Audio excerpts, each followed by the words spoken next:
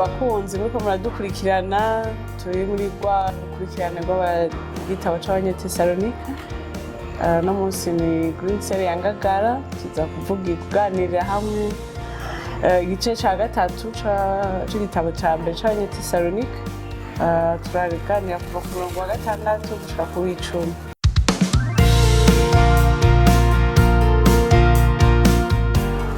Jewe kanabwira namwe nitwa Munezero Ariel. Hadamana Daniel.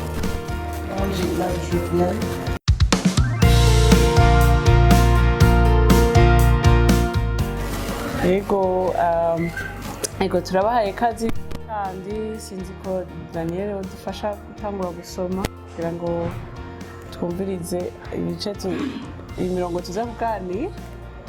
Ariko ubu Timoteyo yarashitse avuye iwanyu atuzaniye inkuru nziza y'ukwizera kwanyu n'urukundo rwanyu, kandi yuko mutwibuka neza iminsi yose, mudukumbura mugomba kubonana natwe nkuko natwe tubakumbura. Nico catumye bene data turemeshwa ku bwanyu n'ukwizera kwanyu mu mubabaro wacu wose no mu marushwa, kuko ubu turiho asangwa muhagaze mu mwami. Nishimwe riki twoshobora kwishura Imana ku bwanyu kubw'umunezero wose tubanezererwa imbere y'Imana yacu. Dusenga cane ijoro n'umurango kugira ngo twibonanire namwe mbona nkubone, tunonosore ivyasigaye ku kwizera kwanyu. Amen. Amen. Twibutsanya ko kino gice niho Paulo ariko arandika icete, ariko arishura ku nkuru yari ahejeje kuronka. Twibuka ko nimba mwarakurikiranye runo rukurikirane yuko Paulo yahamaze indwi 3 mw'ishengero, hanyuma ihamwa rituma ubwo nyene ashagenda ishengero ritarakomera. Rero aranaja no mu kindi gisagara, mugabo yumva biramwasi, ategerezwa gusubira kurungika basi nabo hashika kuko we ntivyari bikunda. Rero ico gihe rero arungitse abo bantu bakorana kugira ngo bagende barabe ishengero ingene ryifashe. Niho rero baca baza bamuzaniye amakuru. Rero mu kumuzanira amakuru niho rero aca yandika n'aya majambo. Rero ngira bene data turamaze kumufasha tuganirire mbega Paulo ariko yandika yuko yaronse amakuru hanyuma muri ngene yayaronse mbega yayakiriye gute. Paulo amaze gutandukana bukwi na bano b'Itesalonike, yagumye agira igishika co kumenya ingene bariko barashishikara. We ntivyamushobokeye ko asubirayo, ariko bitakimukundiye kwihangana aciye arungika Timoteyo na Sira kugira ngo bo bashobore kugenda. Hano rero twasomye bari bagarutse babazaniye amakuru. Tubona bazanye inkuru nziza kuri Paulo, aho bamwereka yuko b'Abanyetesalonike barashishikaye mu kwizera kandi bari mu rukundo hagati yabo. Ariko kandi tubona ingene bamuzanira amakuru yerekana ingene bamufitiye igishika, bipfuza kumubona, bumva bamufitiye igishika, bumva na cyane ko bari bamaranye igihe gitoyi, amakuru yari yabahaye bayakiriye, baripfuza nawe kongera kumubona. Ariko kandi tuza kubona ingene ivyo byose biza kutwereka ukuntu bano bantu bari bashishikaye muri kwa kwizera, naho bari bumvise ubutumwa umwanya mutoyi, yarabaye imbuto imera muri bo, barashishikara cane. Ningani Daniel ukenshi kuvuga tubona kandi yuko hari ibintu bishika n'ibintu byagagaye muri Paulo amaze kumva ayo makuru yabo b'Itesalonike. Turabona Paulo agaragaza umunezero udasanzwe mu kumva kungene ab'Itesalonike kungene by'ukuri bariko bakura mu ntebe. kandi turabona ari ikindi kintu kigaragara muri ibyo turabona Pawulo aba konsole aremeshwa umutima agira confort kumva by'ukuri aho abo bantu by'ukuri bashishikaye rwose kumbure Pawulo wewe gira ashobora kuba yarafise makenga ko yabasize après 3 semaines zonyine gusa umva birumvikana ubwabo kandi bazi kumva gushikara kwa yararimishijwe mu mutima hama ikindi naco turabona atangishije ku Mana ikindi turabona kandi abasengera kuko ino verse ya 10 havuga dusenga cyane joro n'umuragira ngo twibonanire namwe imbona nkubone tunonosore ibyasigaye kwizera kwanyu turabona Pawulo basengera joro n'umurawe mwakoze cyane mugama avagarika kuri Daniel none Pawulo amaze kuvuga yuko anezerewe cyane kandi ko mu byatumye abona ko kwizera kwabo donc ushikamye kubera nyene bakimukunda bakimufitiye reflexion none bodufasha kubona ingene urwo rukundo baba bafitiye Pawulo ruri mu bimenyetso by'ukuri ko bakiri mu kwizera.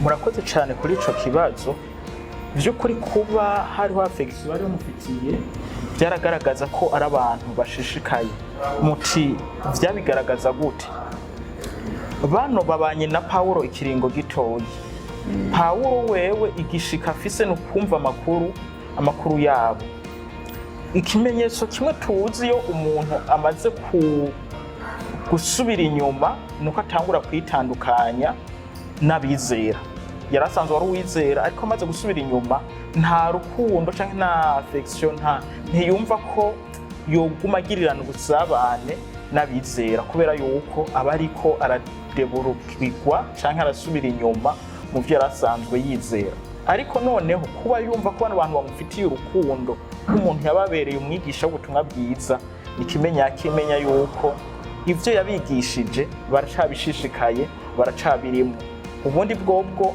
yokumvise yuko umenga nta n'icyo bamwiyumvirako vyomweretse yuko umenga n'ivyo abigishije nta bushobozi byagize muri we.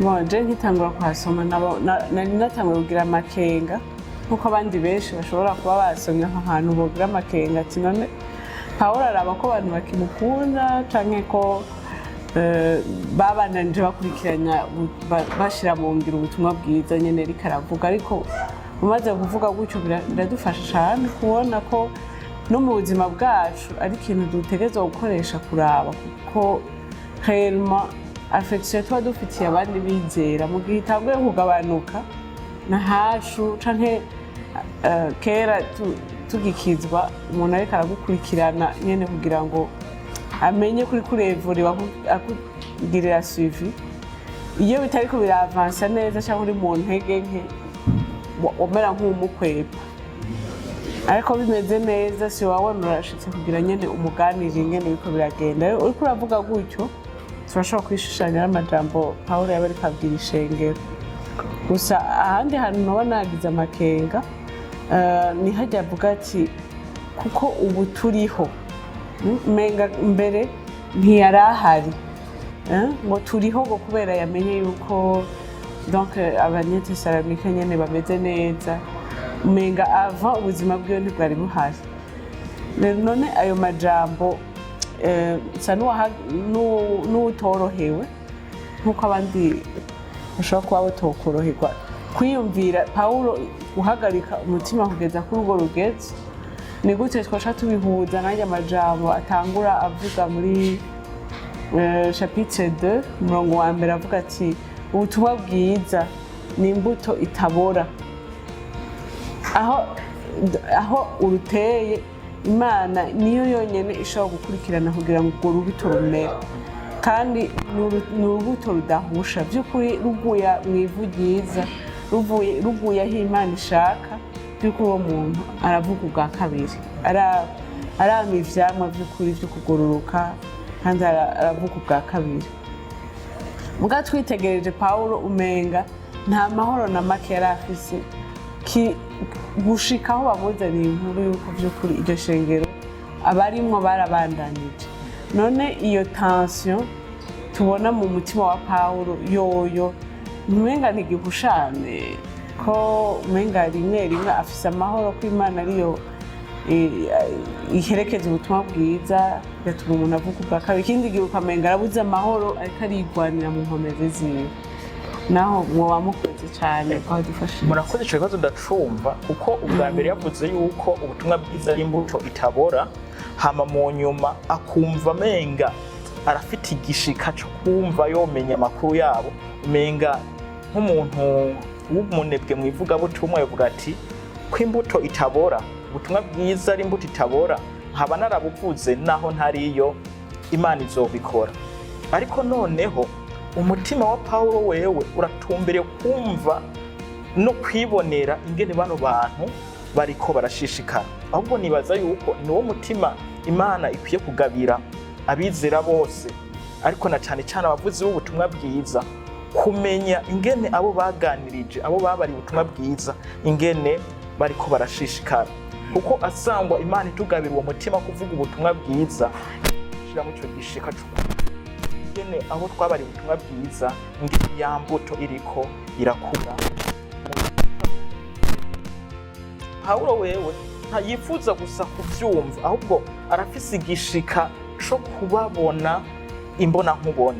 Rero bihambaye cyane ho umuvugabutumwa yiganirira canke yishika canke yibonanira nabo yabariye ubutumwa bwiza, akumva ibibazo bariko bari bacamwo, akumva ingene yo nabaremesha, abakumva ingene nabo bamubarira. Kuko turabona Pawulo kuri we vraiment bivyara umutima wo kuvayo n'abasengera, wo kumva yo basabira ku Mana kugira ngo ishishakare kubakomeza, ariko kandi akifuza no kubibonera mbona nkubone. Ico ciyumviro nico mugabo kiba kigoye kuko turavye mu mutima w'umwana w'umuntu menga vyoroshe yuko umuntu afata ikintu kimwe. Reka mfate ko ati Imana niyo ivomera ubutumwa bwiza, reka twe tugende duteragira, hama ntuzubere no kwiyumvira ingene abantu babwiye ubutumwa bwiza bariko barivuriwa. Mega nivyo vyokorohera umutima wacu kuvyasime canke nawe kavuga ati ewana urengera ngende nkore, ntegerezwa kurondera iyo mitima hiri hose, ukatwara uwo mwitwarariko nyene uremereye cyane yuko utegerezwa kubona izo mbuto yuko zamye ivyamwa. Mugabo nk'uko bivuze Pawulo ariko aratwereka igicapo ciza c'umuntu bitaruhutse kubera azi ko Imana ari ikora igikorwa, ariko kandi n'umuntu akora yiteze yuko Imana ikikoresha we. Ikikoresha we numva ari ikintu ciza cyane cyo gusurinya turabiye muri iri jambo ry'Imana uko rikora tuganiritse. Nagomba nongere ku ikintu kimwe fatiye aho Daniel ajeje kuvuga umengo ko umukozi gusa abandanya ashishikara kuvuga ubutumwa, kwitwarika abandi, umengo nyene nivyo nyene ndabo kandi turabona yuko ngaho byamugereje umunezero kumva ukungene bene data barashishikara. Biherera gusa gukora mugabo kandi hariho récompense, hariho inyungu kanaka imuzaniye umunezero mu Mana. Ico ni ikintu tuvuga gihambaye cyane. Iyo turi mu bikorwa by'Imana kenshi na kenshi twibaza yuko by'ukuri digitali gufasha abandi, gukomeza abandi, ubutumwa abandi, gutyo mugabo tukibagira rwose yuko hambavu y'ibyo hari ikintu gihambaye cyane turonka muri byo, umunezero w'Imana. Nibaza yuko dukwiye by'ukuri kumva yuko birenze umunezero turonka mu Mana iyo twe turayikorera, iyo turatanga ubugingo bwacu bwa bene data, iyo turatanga ubuzima bwacu ku bandi bwa bene data, bwo gukura ku bantu bwa bene data, by'ukuri natwe biratugarukaho, ahubwo turonka inyungu nyinshi cyane, inyungu nyinshi cyane gusa n'igitanga, inyungu tuba umunezero wo mu Mana kandi ihambaye kuko kandi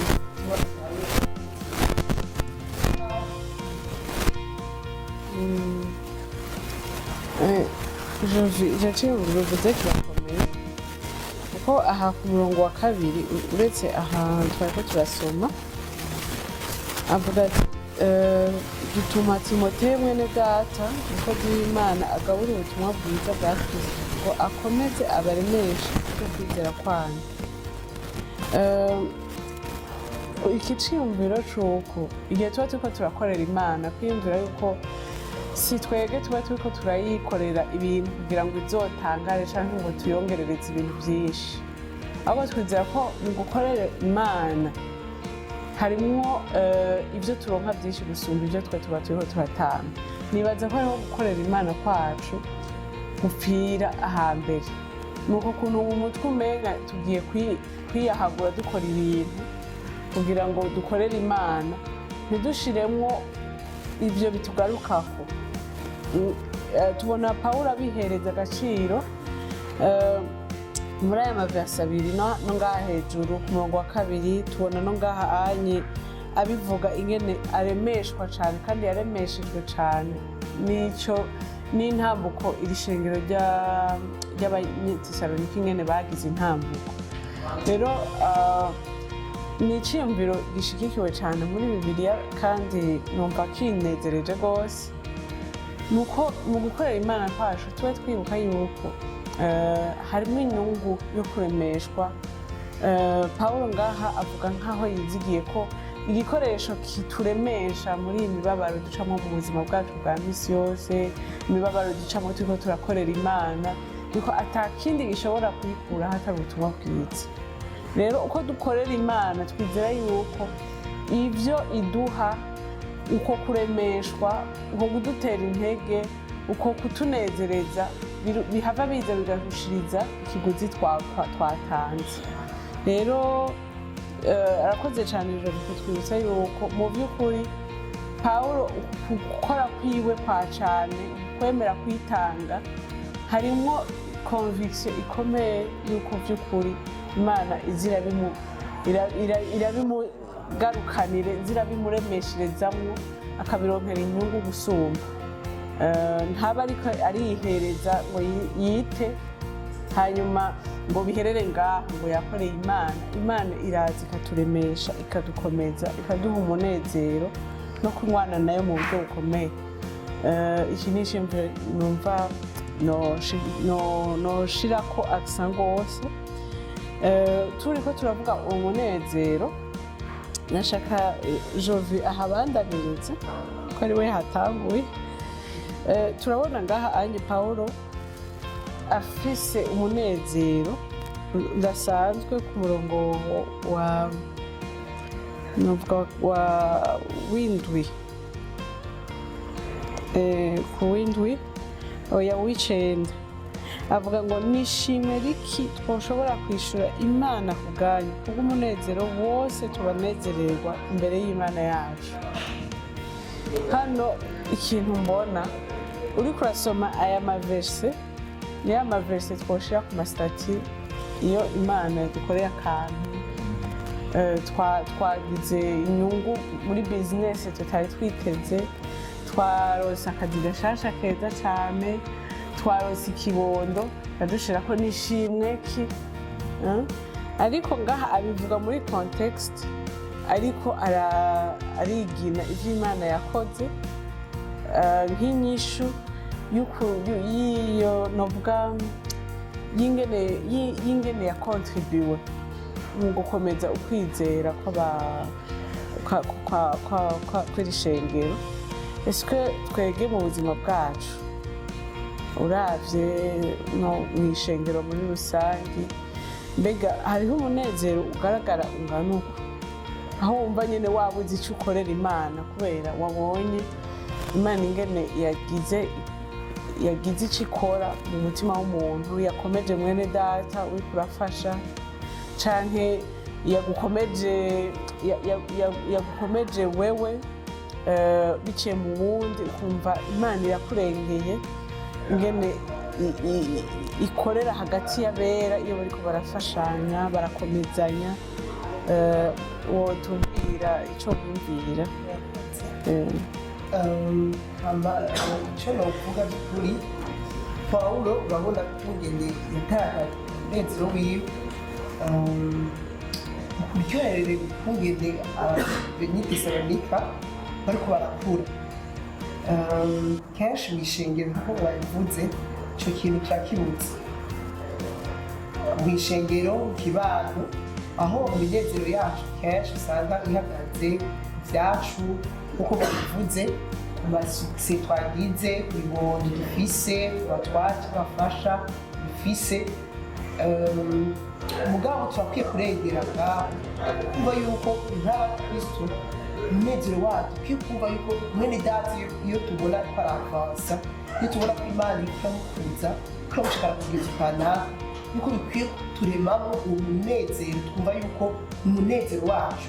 Mugabo kenshi tuzokwisanga kuri wabonye mwene data asigaye asoma iby'Imana umunsi ku munsi, mu gatondo yarisoma yagize ajya kubisangiza bazahumva kunawe yashaka usigaye ushushe bino minsi, usigaye ukano aho kumuremesha kumutera intege, kubaho kumurembo ukurana ukamusubiza inyuma, ukurana novuga ni kwamukamura n'utwe yarafise. Rero novuga yuko ico kintu kirabuze by'ukuri, kirabuze aho kuva muri data by'ukuri ashobora kumva ko aryoherewe na mugenzi we ko ariko arakura, aho kumutera ngo twebwe by'ukuri dusanga turiko turanazima n'ico kintu imana igaragaza urugo. Rero nibaza yuko inzira yacu tudakwiye gushingira ivyo bintu vyacu, mugabo kandi kubona gukura kwa bene data, kubona bene data ko aravansa, dukwiye kudutera umunezero, rero bikaduza gushishikara mu kubafasha kugira ngo kandi barushirize kugira intambwe nk'uko Pawulo nawe nyene yabwira Abatesalonike ati ahubwo bifuza kubabona barimo kugira ngo ushishikare kugira ngo dukomeze canke dukomeze kwizera kwabo. Natwe bidutere intege kumva yuko mwene data ko aravansa, ahubwo dutere dufasha rwose gushoboka kugira ngo bakure arakoze cyane. By'ukuri biraboneka ko Pawulo afise umwitwarariko munini ku gikorwa c'Imana cyangwa ku bwami bw'Imana. Yarungitse iyi ntumwa Timoteyo ntamurungitse kwegeranya ibizofasha abera, ntamurungitse kwegeranya amashikanwa, ntamurungitse kwegeranya ikindi kintu, mugabo kuko yipfuza kumenya ingene abo bantu bashishikaye mu bwami bw'Imana canke mu gakiza, aritwararitse ubwami bw'Imana ku rugezo rw'uko umenga nivyo vyomubera umunezero. Nibaza impamvu Jovi abantu bishura uko canke babonye iyo umuntu ariko ashishikara abona umenga bomubwira ko ashushe n'amajambo asa na benayo, ni umwitwarariko muto ku bwami bw'Imana. Ahubwo hoho abantu twese twogize umwitwarariko nk'uwa Pawulo ku bwami bw'Imana, twonezerewe n'inkuru nziza dukura mu bera, ingene inkuru y'agakiza kwabo yamamaye mu gisagara, ingene twumva amakuru meza duhabwa atubwira ati bariya abantu by'ukuri barashikamye mu gakiza. Niko rero Pawulo yari ameze, yaritwaritse ubwami bw'Imana, yanezerwa kandi no kumva abandi bera bariko barashishikara cyane. Nuvuga ko nabashimiye cyane kubera mutwibukije ko umunezero wacu ukwiye gushingira mu bintu atari inyungu zacu, ahubwo ari inyungu za Kristo.